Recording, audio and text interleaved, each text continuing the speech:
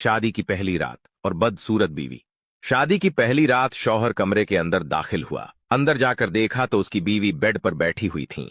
उसने अपनी बीवी से कहा, तुम मुझे पसंद नहीं हो। मैंने तुमसे शादी मेरे माँ बाप के कहने पर की है और घर का काम करवाने के लिए की है, नहीं तो मैं तुम जैसी बदसूरत औरत के साथ शादी नहीं करता। बीवी ने यह सुनकर कुछ नहीं कहा और खड़ी होकर अपने शौहर को पानी दिया। शौहर ने कहा, मुझे नहीं पीना है, मैं जितना कहूं तुम्हें उतना ही करना है, ज्यादा एडवांस बनने की जरूरत नहीं। ये कहकर वो सो गया। आज शादी को तकरीबन 1.5 साल का वक्त गुजर चुका है। शादी के 1.5 साल में एक दिन भी ऐसा नहीं गुजरा जब शौहर ने अपनी बीवी को मारा ना हो। एक दिन बुरी तरह पीटे जाने के बाद बीवी ने अपने पापा को बताने का फैसला किया। उसने अपने पापा को कॉल लगाया और सारी बातें बताई तो उसके पापा ने कहा, बेटा ये तो कुछ भी नहीं, तुम्हें अगर अपने शौहर के साथ जिंदगी गुजारनी है तो बहुत कुछ सहना पड़ेगा। जब तुम्हारा एक बच्चा हो जाएगा तब सब कुछ ठीक हो जाएगा। अभी के लिए तुम्हें अपना हाल खुद संभालना है। ये सुनकर वह औरत बहुत गमगीन हो गई। अगले दिन शौहर ऑफिस जा रहा था।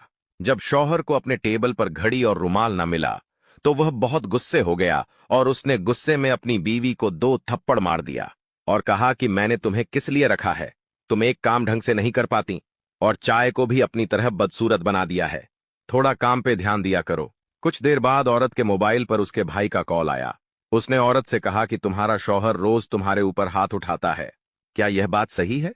औरत ने कहा, हाँ, मेरा शौहर अक्सर मेरे ऊपर हाथ उठाता है। उसके भाई ने कहा, तुम्हें इतने दर्द के साथ वहां रहने की कोई जरूरत नहीं है, अपने शौहर को तलाक दे दो।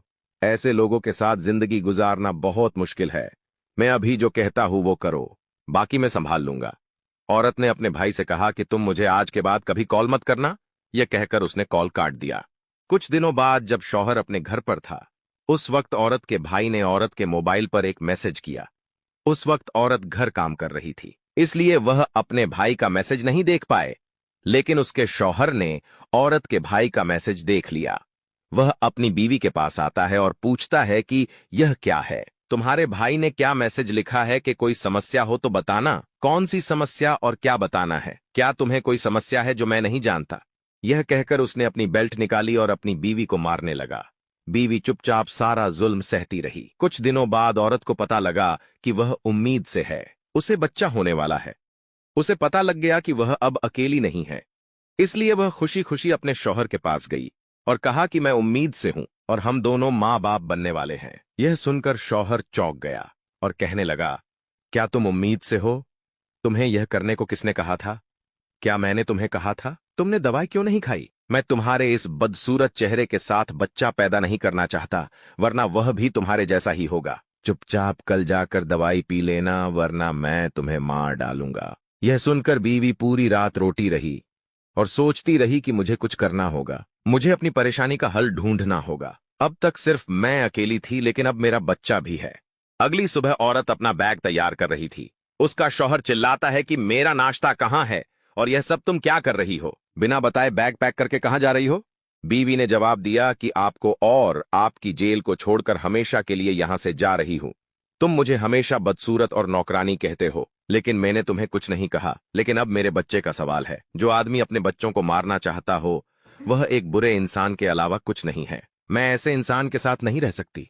यह सुनकर शौहर ने कहा कि मैं देख रहा हूं कि तुम्हारे पर निकल आए हैं, सामने जवाब देने लग गई हो, लगता है तुम्हें तमीज सिखानी पड़ेगी। यह कहकर उसने अपनी बीवी पर हाथ उठाना चाहा, लेकिन बीवी ने उसका हाथ पकड़कर उल्टा उसे ही थप्पड़ मार दिया और कहने लगी कि बस बहुत हो गया, मैंने बहुत सहा है, अब मैं यहां से जा रही हूं और अब मैं तुम्हें सीधा कोर्ट में मिलेगी, जेल में तुम्हारी अच्छी खातिरदारी होगी। यह कहकर औरत वहां से अपना बैग लेकर निकल गई। दोस्तों, जब शौहर और बीवी एक दूसरे के हुकूक अदा नहीं करते और एक दूसरे की अहमियत नहीं समझते, उन घरों में ऐसा ही हाल होता है। अल्लाह हर मियां बीवी के नसीब अच्छे फरमाए और हर घर में अमनो सुकून अता फरमाए।